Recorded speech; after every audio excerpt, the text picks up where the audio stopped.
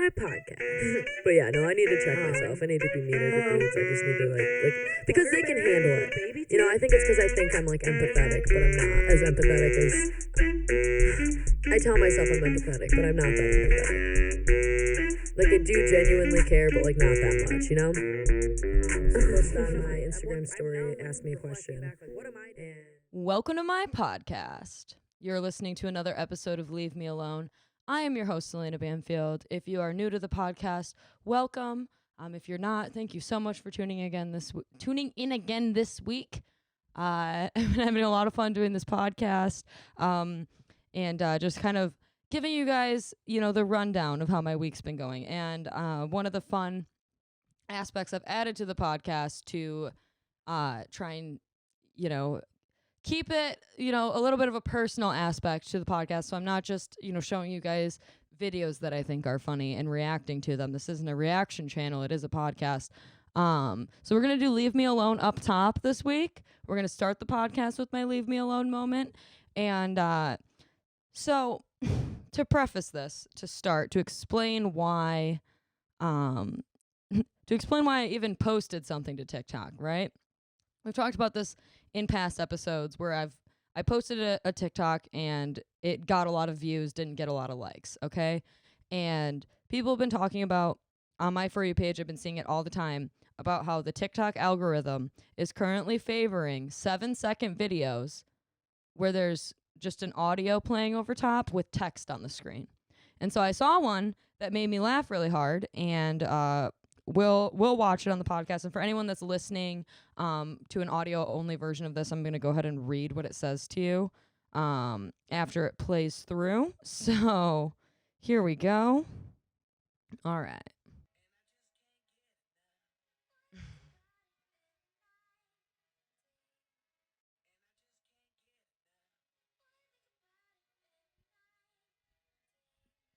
Okay, so we'll let that play through twice. That's the inspiration, right? I see that TikTok and I'm like, oh, that's fucking hilarious.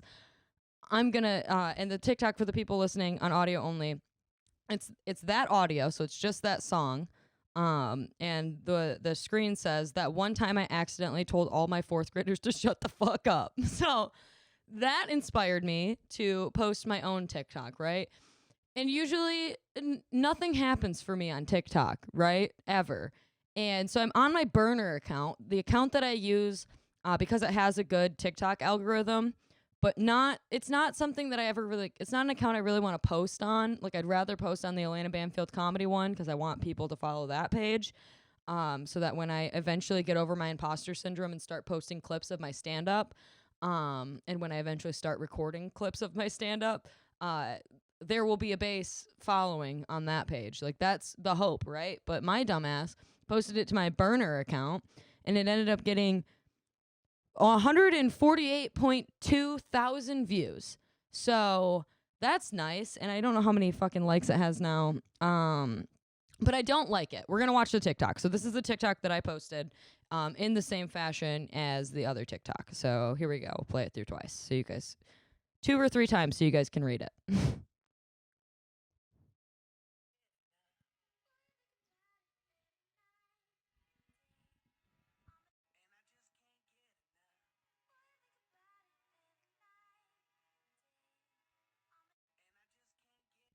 All right, that's enough. So if you're listening on audio only, it's just a video of me sitting there, and the text says, that one time I was watching my brother and only fed him Flintstone vitamins and whole milk the entire weekend, and my mom was mad at me like I had a special childcare skill set at 12. The only thing I brought to the table as a caregiver was my ability to bypass a child-proof lid. I wasn't there to provide, I was there to deliver, and boy did I. And so, like, decently funny joke, right? Like, with the audio, pretty good. TikTok put it out to a lot of people, and it's got 17.7 thousand likes right now, which, like, kind of makes me feel gross. There's 200 comments, and they're all hate comments.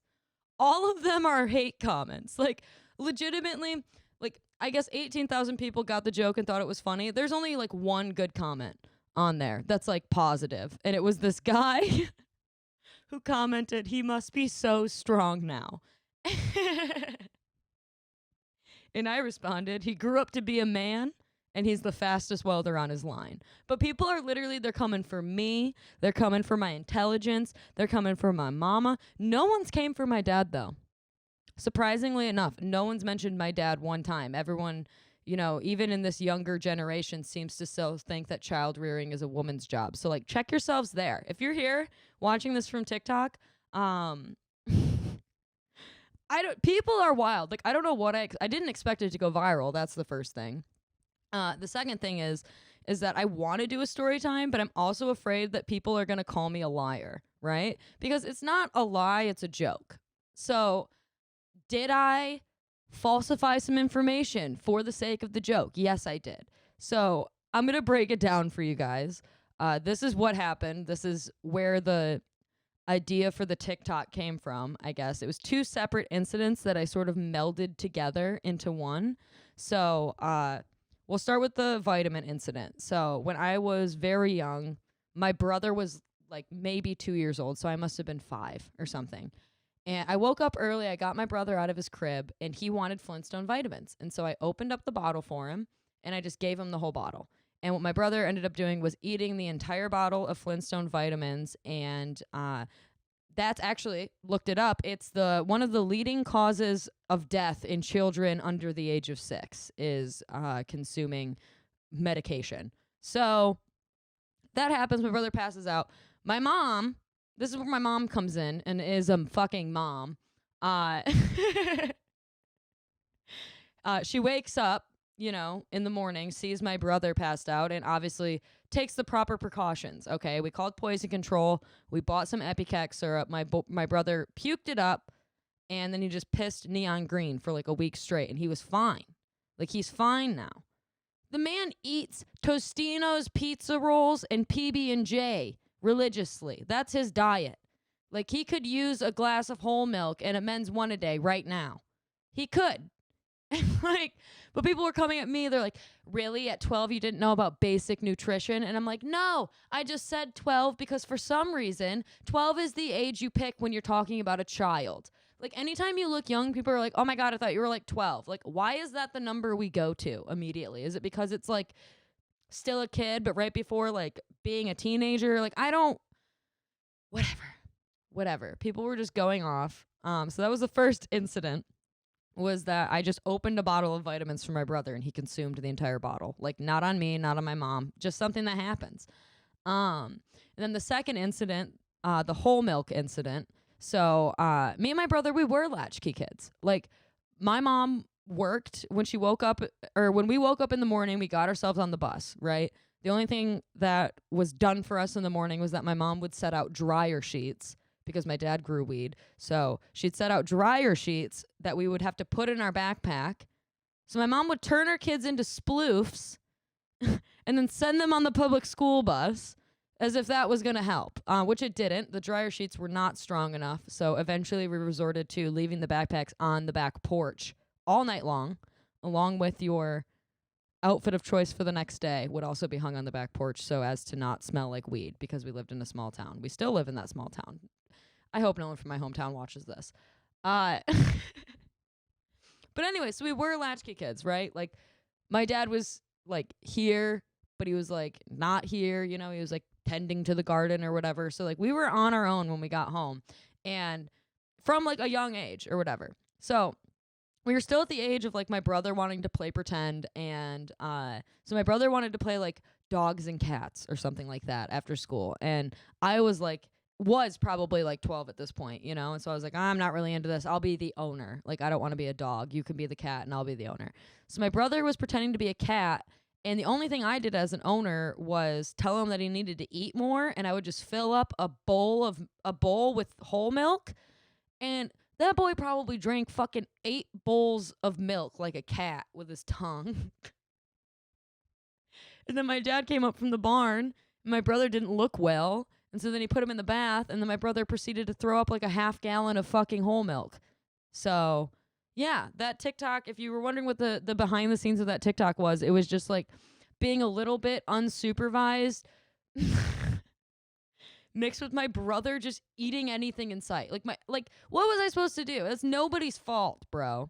That's nobody's fault. People are acting like my mom's. I did say that she left us for an entire weekend. So, like, that is on me. Like, I don't know, but just the backlash was crazy. Like, the things people were able to project onto it, people are getting into literal fights. It's like Facebook. People are getting into fights in my comment section about whether or not it's child abuse. And the thing that blows me away is that I'm like, even if it was, right? Like, even if everything I said inside of that story was true, even if I had completely absent parents that just left me on my own, like, I'm talking about a situation that happened, like, it would have been, if that was true, that's 13 years ago. And people are literally getting offended on my fully grown brother's behalf. And I'm like, you wouldn't if you wouldn't if you knew who he voted for, but like, you literally wouldn't care. Like, that's how fucking insane you are. But like, it scared me a little bit. It did, because like, for a second I forgot that it was TikTok, and I almost responded to some of those comments, like, being angry. Like, I almost let it get to me. And I was like, for a second I was like, do I want people to, like, do I want eyes on me? Like, I thought I did, because like, that's what you need to do to be like successful in stand-up comedy. But like, that was literally just like, I was like, damn, like, people coming from my mama? Like, I don't give a fuck about me, dude. Call me an idiot all you want for not, microwaving something for him. But like, it's just crazy. And like, it, on the flip side of that as well, like, if that is true, like, the only person that needs to forgive my parents is me and like my brother, which is like all set, checked all those boxes. We're good to go. We're two fully grown adults and we choose to live in their house. Like, we're fine. I don't know. But I do feel a little bit bad because a lot of people related to it, I feel like. Like, a lot of people were like, same with me, except for I was like 8. And I'm like, ooh, fuck. Ooh, fuck. Am I mining someone else's trauma for fucking laughs? And I guess I did. I don't fucking know. But it was an adaptation of 2 stories that actually happened to me. But I promise you, you don't need to call CPS on my mom. But I have been thinking about that lately, where I'm like, half the shit that our parents did when raising us would be, CPS would be involved now. Like, I remember, like, my mom's probably gonna hate me for talking about this, but this is true. You used to be able to smoke in restaurants. There used to be smoking sections. I know that because my family sat there, okay? And my parents smoked cigarettes growing up, and they smoked cigarettes in the car growing up. My mom would just crack a window, and she would hold the cigarette close to the window while she was driving, so it would like go out or whatever. But I remember my best friend picto-chatting me on our DSs from the back seat, and she was like, can you ask your mom to roll the window down a little bit? And I was thinking about that, and I'm like, bro, in 2022, you couldn't smoke. You would get arrested if you were smoking with your own child in the car, let alone somebody else's. Like, and not only that, my mom told me a story that when I was 3 years old or some shit, very young, my mom used to chase us around the house and tell us that she was going to beat us, right? She's like, I'm going to beat you. And then she would chase us like into our room and then start tickling us, right? And so we got that a little bit misconstrued in our heads, and rightfully so. We were very young. And so we were sitting at a big boy, and I very loudly said, Mom, will you beat me? And everyone turned around and looked at my mom and then just minded their own fucking business. Do you know what would happen if anyone heard that in a restaurant nowadays? And like, that was like fucking harmless fun. Like, my mom just had to change it to tickle and it was fine. But like, I don't know. I guess that's just like a good testament to like who I was raised by. Like, I love that my mom was just like, this is a little fucked up, but like, I'm going to say I'm going to beat you and then I'm going to tickle you, or I don't know. It's funny to me. Like, I think it's funny. But if I said that on TikTok, people would be like, your mom is psychologically damaging you and blah, blah, blah, blah, blah. And like, narcissistic family structure. Blah, blah, blah, blah. But the parentification of children, like, I understand that that's a problem and think like something that's very unfair that happens to some people. But being an 11-year-old with a spare key and like some fucking macaroni and cheese in the cupboard, like, a little bit of unsupervision, like, does some good for some kids. You know, like, do I have unchecked head trauma? 100%. Would I be probably a more peaceful person had I had helicopter parents? Maybe, but maybe not. I could also be making bombs right now if my parents were too involved. You don't know, right?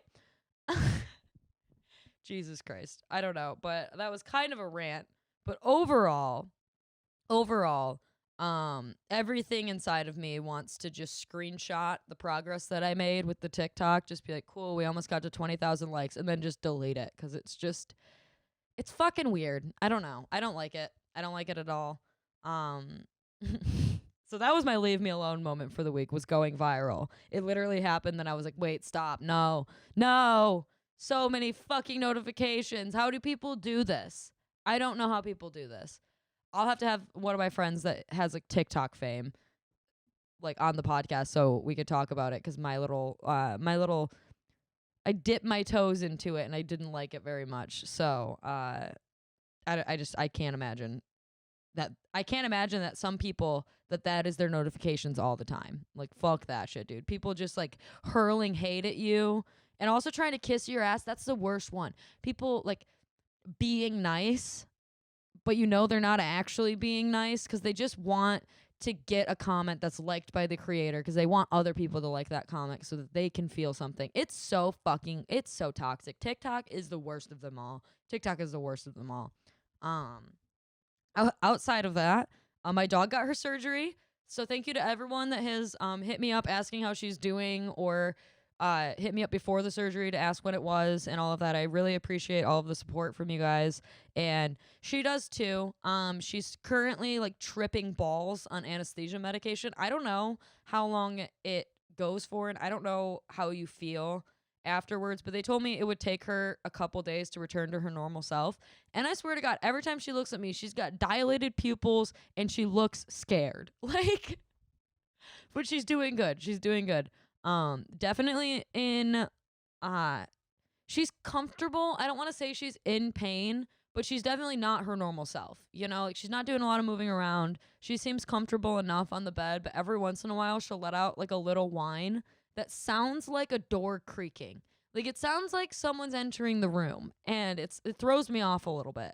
But her incision is gross. She smells bad.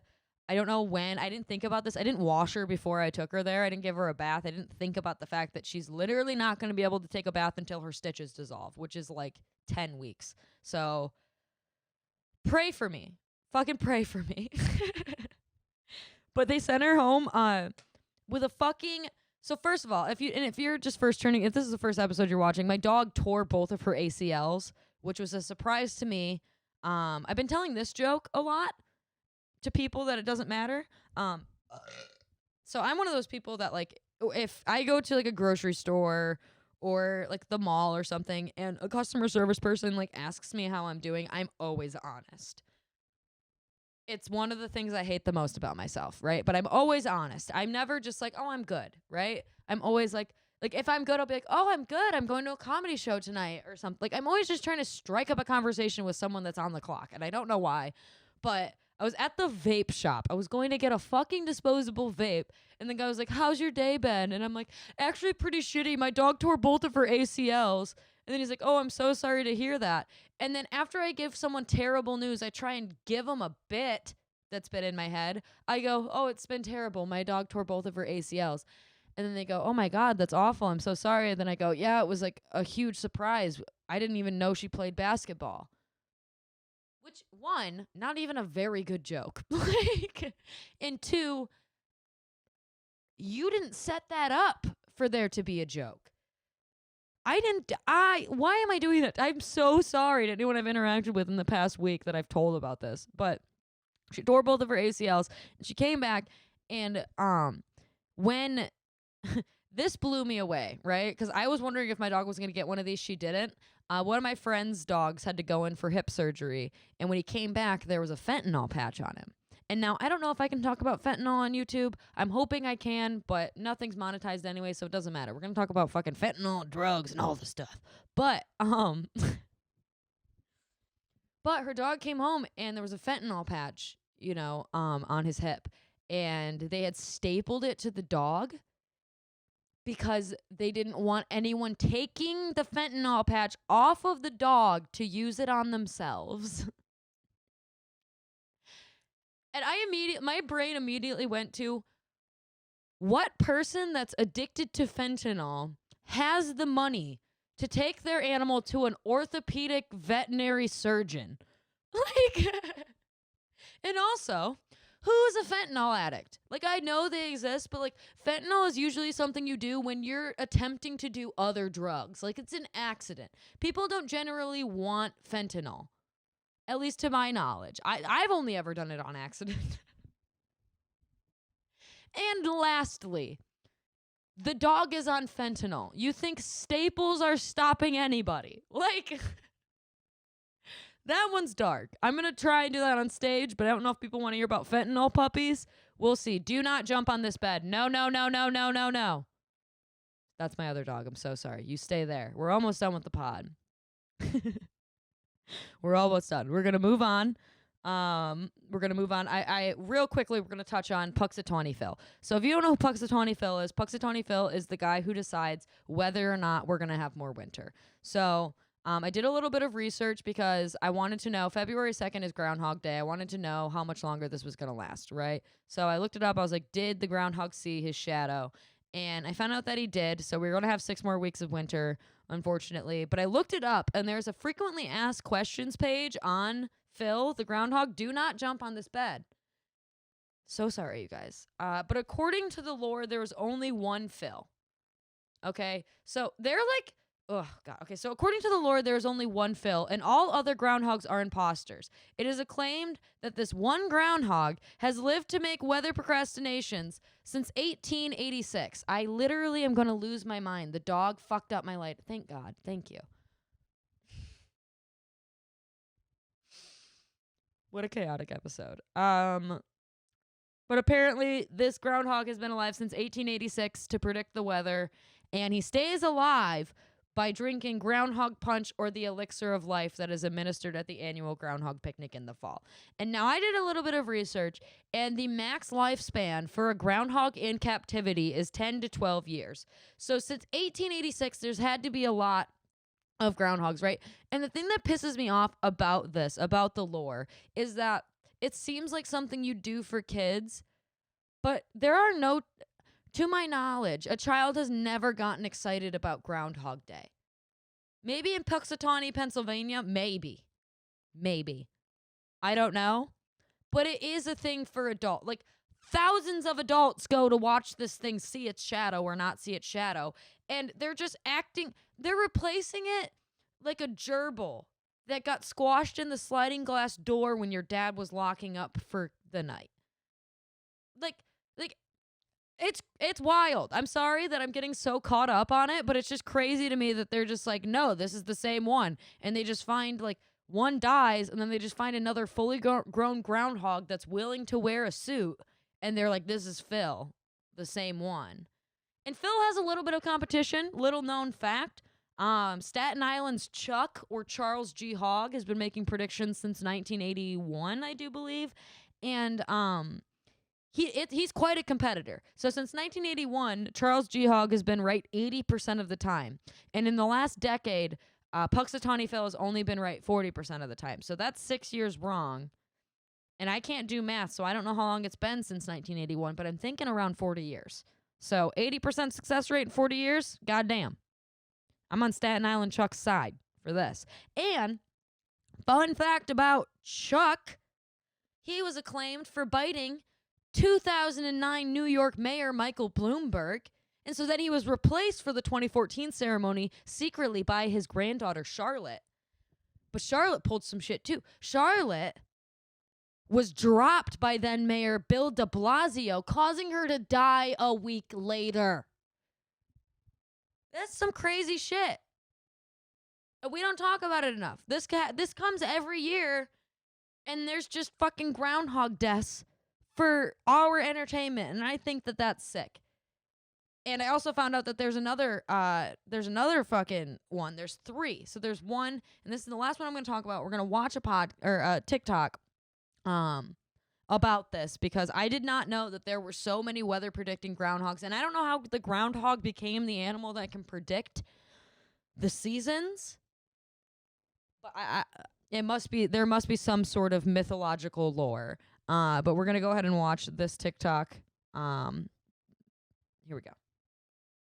It's official, the Great Resignation has hit its peak, and I would like to formally introduce to you its champion. He hails from New Jersey and goes by Milltown Mel, and it's the groundhog that died a day before Groundhog's Day. This little guy has to go to work one day a year, and he said, I'm out. I'm done. I'm not doing it again. So apparently there is, I think she said New Jersey. There's a groundhog in New Jersey, and he passed away on February 1st this year. So he's the Betty White of groundhogs. He died just before the only day that matters, and so shouts out to him. Rest in peace too, honestly, and shout out to his handlers for being honest about his death. You know, like it's starting to feel like Groundhog's Day is starting to feel like Scientology. Isn't it? Like they're like, we don't ever die. And then when they do die, it's just like a thing where like something special happened and then they find some new like books in the Groundhog Bible. I don't know. I'm done talking about rodents. We're going to move on to the TikTok of the week. And I'm so excited for the TikTok of the week this week because for the first time, the creator of the TikTok is someone that I actually know like in real life, and it came up organically on my For You page. And it's the TikTok of the week because it made me and my mom laugh. We were downstairs in our family smoking room because we're white trash, and we were smoking, and it came up. I showed it to my mom. My mom very rarely understands TikToks. Like if I'm showing my mom a trend, she's not going to get it, right? Like if she has to understand that an audio means something, there's no way she's going to understand it. So this one's good because it's just a talking head sort of thing. So we're going to go ahead and watch it. It's Demetrius Fields, everybody, is the creator. I forgot to mention his name up top there. And he is, I believe he started doing comedy as a Metro Detroit guy. He has 2.2 million followers on TikTok. So all that shit I was talking about before with being like, oh, I got 18,000 notifications. Like this guy deals with that all the time. And I do know Demetrius in real life. I would go as far to say that we're friends, but it's more just like of a comedy connection. I think if someone mentioned me, he'd be like, I know her. Like, so pretty good, pretty close. But here's his TikTok. And I encourage you to follow him. He makes quality content all the time, and you can follow him on Instagram at Demetrius Fields as well. But I'm just gonna let his content speak for itself. So here we go. I'm gonna teach you how to talk dirty. It's easy. There's only one rule. You can say whatever you want as long as you say little before that. You can insult women directly to their face so long as you reassure them that they are small. You're a whore. And you see what's wrong with that? I didn't say little. You're a little whore. Now it's sexy. Once you learn the rule, have some fun with it, you little slut, you little fuck bucket, you little boy. Okay, there's 2 rules. But it's very good. It's very good. He's also a very competent stand-up. I've been on a handful of lineups with him. Get out there and see him if you can. I think he's a New York guy now. So if any of you guys are listening from New York, head over to his. Pretty sure he's got all of his shit on his Instagram. So just head over there. But that's all I have for you guys this week. Send your TikToks of the week into my TikTok at Alaina Banfield Comedy, or you can email me at alainabanfieldcomedy@gmail.com and send in your TikToks of the week. Any articles you guys find interesting that you want me to read. If there's any if I fucking say something wrong and you want to fact check me, I would love to do a segment where I go back and eat my words. That would be a fun one. So if I've said anything that's pissed you off, send me your fucking proof. I'll read it through, and I'm pretty good at being honest with myself, so I think that could be fun as well.